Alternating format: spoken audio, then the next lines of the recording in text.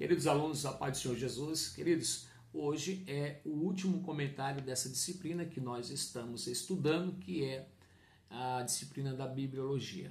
Nós entendemos em aulas passadas que bibliologia é a ciência, né? É a ciência que estuda aí a Bíblia em seus aspectos. E aí a gente tem a sua leitura, o seu estudo, a gente tem a sua estrutura, as principais divisões e etc, ok? A gente, nesse último capítulo, aliás, o nosso comentário, ele vai girar em torno desse último capítulo, que é o capítulo 4, que traz algumas definições no tocante ao cânon. Isso, vamos entender o que é o cânon, qual é a definição de cânon. Nós vamos entender também um pouco sobre apócrifos, qual é a ideia do apócrifos, qual é a definição de apócrifos.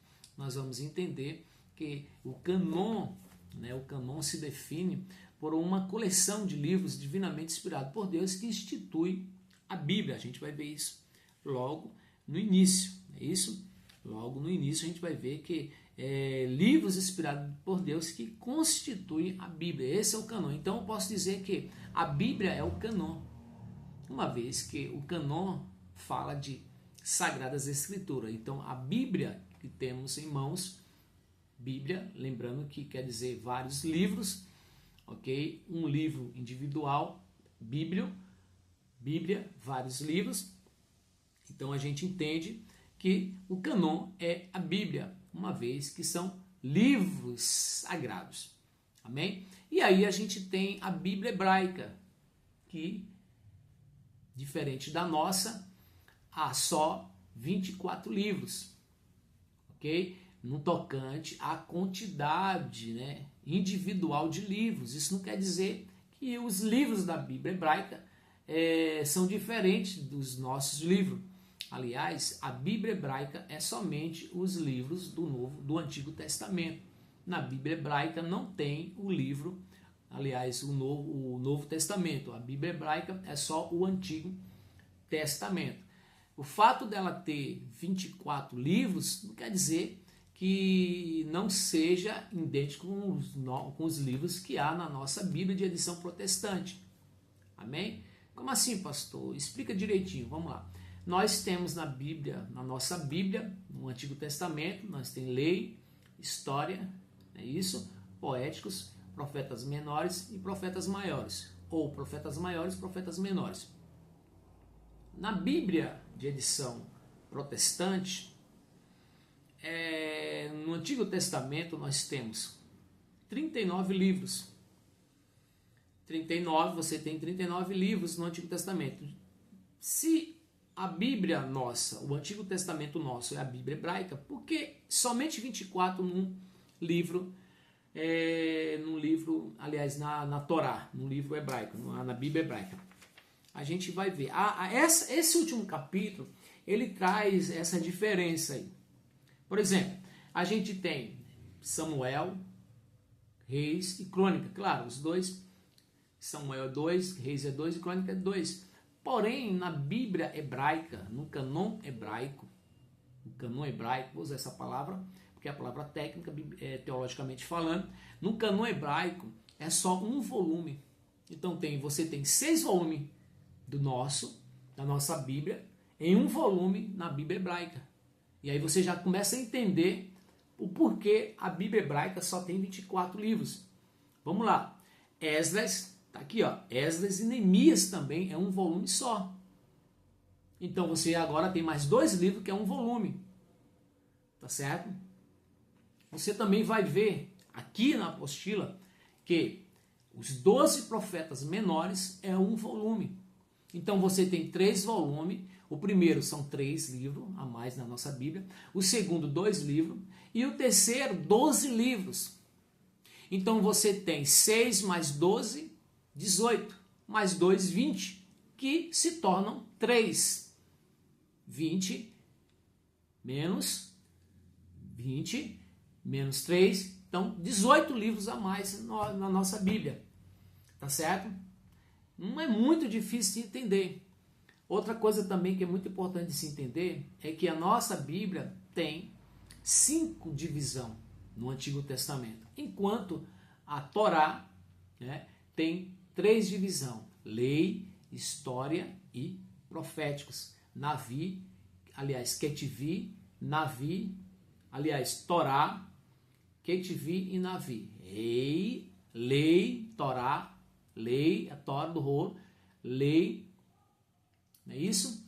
Lei, histórico, Ketvi, e Navi, profeta, que quer dizer vidente, aquele que tem visão. Então, essa é a Bíblia hebraica, que é a mesma Bíblia, é o mesmo Antigo Testamento que nós temos.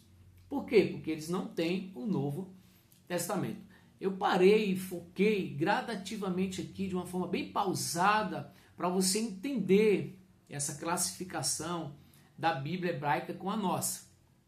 Ok? Então, a nossa Bíblia, ela tem 66 livros. Por quê? Porque o Novo Testamento tem 27 e o Antigo tem 39. 27 com 39, 66. A Bíblia hebraica só tem 24 livros. Por quê? Porque a Bíblia hebraica é só o Antigo Testamento. E por que o Antigo Testamento nosso tem 39 livros? De novo, vou lhe explicar. Você tem 20 livros que se tornam só 3. 20 livros que se tornam só 3. Então aí você faz a conta, tá certo? Então, para nós ganharmos tempo, eu vou dar continuidade ao nosso assunto aqui. Mas esse assunto está aqui, justamente na página 42. Tá certo? Na página 42. É importante nós ressaltar aqui que canon quer dizer vara de medir. Então, dentro dessa visão, se é medir, é um parâmetro. É um parâmetro ou parâmetros. Ou seja, para o livro ser colocado na forma dele, para esse livro ser aceito, ele tem que estar dentro do parâmetro, tá certo? Os livros, critérios, estou falando de critérios para os livros ser aceitos no canon. Eles precisavam ser especificados, estar na medida certa, do jeito certo, e ter a mesma visão, ou seja, a visão de Deus. Então são critérios que a gente vai ver na página de número 43, tá certo? A gente vai ver a diferença da Bíblia do canon hebraico, da divisão do canon da nossa Bíblia. A gente vai ver aí, não altera a veracidade das escrituras. Então vai ver que essa diferença de volume não altera a veracidade das escrituras sagradas. O mais importante é que a mensagem não foi alterada. Então entenda, a mensagem não foi alterada, a mensagem é a mesma. Então, se tratando do Novo Testamento, o que autentica a nossa Bíblia da Bíblia hebraica, o canon ser igual, isso aí já autentica, tá certo? A nossa Bíblia. Então, eles não tiveram muito, né? Apesar que existem apócrifos no Antigo Testamento, mas existe muito mais apócrifos no Novo Testamento. Então precisamos vigiar, tá certo? Então a gente vai ver quais são os critérios. O que qualifica um livro para um lugar no canon, para que o tal livro, né, entre ou não no canon, é justamente a sua veracidade, a sua inspiração, a sua autoridade e o seu autor. O autor, que nem quando se fala de Jeremias, quando se fala de Esdras, então nós vamos ver que realmente foram usados por Deus. Então não era de qualquer jeito, fizeram uma seleção, né? Juntaram todos os livros, selecionaram, não foi escolha própria. Eles observam, na realidade não vou usar essa palavra de escolha, né? Porque dá a entender que foi uma escolha própria, e não foi. Né? Foi algo muito bem elaborado por Deus, homens santos e usados por Deus, fizeram a especificação desses livros e chegaram a uma conclusão baseada em critérios exigidos pelo próprio Deus, tá certo? Chegaram a uma conclusão que chegaram à conclusão desse livro que nós temos hoje em mãos, a saber, 39 no Antigo Testamento e 27 no Novo Testamento, ok? Pronto. Então a gente tem aí os critérios nessa página. Mais para frente a gente vai falar um pouquinho sobre o cânon do Novo Testamento, tá certo? Uma vez que já falamos do cânon do Antigo Testamento, que não muda em nada, né? O que muda é realmente o volume, mas nada altera a sua veracidade, né? Isso nas Escrituras Sagradas. O mais importante é que a mensagem foi conservada, né? Isso não foi alterada. Então a gente tem o cânon do Novo Testamento, a gente tem uma cronologia e a gente também tem um resumo da canonicidade sagrada. E aqui vai trazer uma definição mais clara do cânon, né? Por canonicidade das Escrituras é necessário compreender que o acordo, de acordo com padrões determinados, observa, critérios determinados, livros incluídos nelas são considerados parte integrante de uma coleção de fé e prática. Então, é regra de fé e prática. A derivação do vocábulo grego, canon, surgiu a palavra canon, que provavelmente tem a sua raiz na palavra hebraica canon. A canonização de um livro sagrado importava em dois aspectos. Primeiro, especial e divino. Ok? Então, a gente vai ver agora aqui um pouco sobre os apócrifos. O que é o livro, o que é apócrifos? Qual é o significado dessa palavra? A palavra apócrifo significa escondido, oculto. No sentido religioso, significa espúrio ou não genuíno, puro. É espúrio ou não puro, que não é puro. Nas Bíblias de edição católica, aqui traz aqui um assunto que é de extrema importância para nós, que somos obreiros, estudantes teológicos, que temos algumas funções na casa do Senhor, que pregamos a palavra do Senhor. A Bíblia de edição católica tem 73 livros, então vai trazer todo um histórico. E aí, para alguns fins, alguns fins particular, próprio da organização católica, ok? Para dar base a algumas teses, algumas ideias, do tipo a aquisição, não é isso? O batismo de crianças. Então, eles juntaram esses livros para dar base também à idolatria. Eles resolveram somar, aumentar, acrescentar, não só esses 7 livros, mas também alguns capítulos do nosso cânon.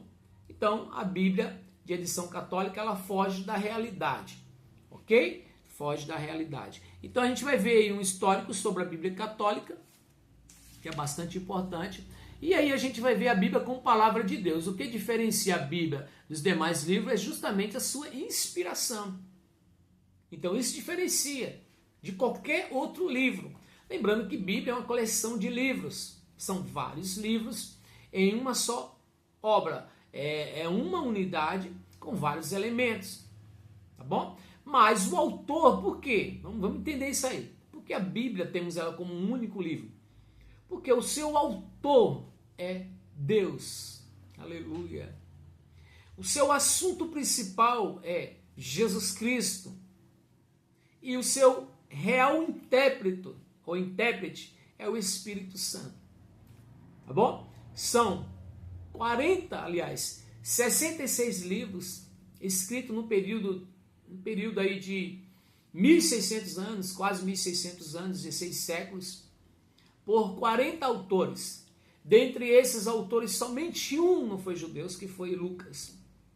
De uma forma tremenda e harmoniosa, altamente inspirada por Deus, contendo a autoridade de Deus, está aqui o que chamamos de Bíblia Sagrada, o cânon das Sagradas Escrituras. Então, quando eu uso a palavra cânon, que você nem vai ouvir ninguém falar em cânon, a gente, no meio acadêmico, teologicamente falando, a gente precisa entender o cânon, que é o padrão, tá certo?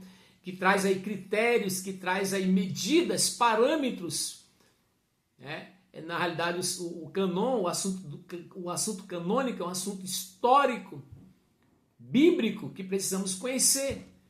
E aqui e acolá alguém se atreve a falar em púlpito, isso aí vai Pelo amor de Deus, não entre em detalhes, a não ser que você realmente tenha uma base e realmente fale com propriedade sobre as Sagradas Escrituras, seus critérios, como chegou a formação do livro inspirado por Deus, que é a Bíblia Sagrada. Ok? Então deixa aí esse comentário, lembrando a todos vocês que o nosso próximo comentário será justamente, retornaremos, né, às galerias da nossa, ou seja, da coleção de livros que acabamos de falar, que é a Bíblia, né, do cânon das Sagradas Escrituras. Lembrando que era para a gente ter iniciado antes do panorama do panorama AT, Antigo Testamento, antes de nós termos iniciado com lei e histórico, era para ter trabalhado essa daqui. Porém, como essa estava em falta, nós preferimos, para não ficar parado, entrar com o panorama do Antigo Testamento, trazendo lei e história. Porém, agora nós vamos voltar ao panorama do Antigo Testamento com o assunto dos poéticos, que são 5 livros, que é Jó, Salmo, Provérbios, Eclesiastes, Cantares, e dos profetas, que são também 5 maiores e 12 menores. Tá bom? Vamos aprender muito, com certeza. Então, essa é a apostila. Próximo sábado estou entregando aqui em classe e já estou enviando para alguns alunos que não podem frequentar a aula presencialmente. Então, Deus abençoe, Pai do Senhor, e até o próximo comentário. Acredito que os irmãos devam ter entendido aí algumas coisas. Você tem aí esse material em mãos, eu te aconselho a ler, a prestar bastante atenção, observar, isso sempre com oração, tá certo? Isso sempre sempre verificando na palavra, né? Procurando as notas, buscando as notas que a própria apostila dá na própria palavra de Deus, e aí eu tenho certeza que Deus vai abrir as vossas mentes e vai ser uma bênção. Deus abençoe, paz do Senhor, e até o próximo comentário, assim Deus permita.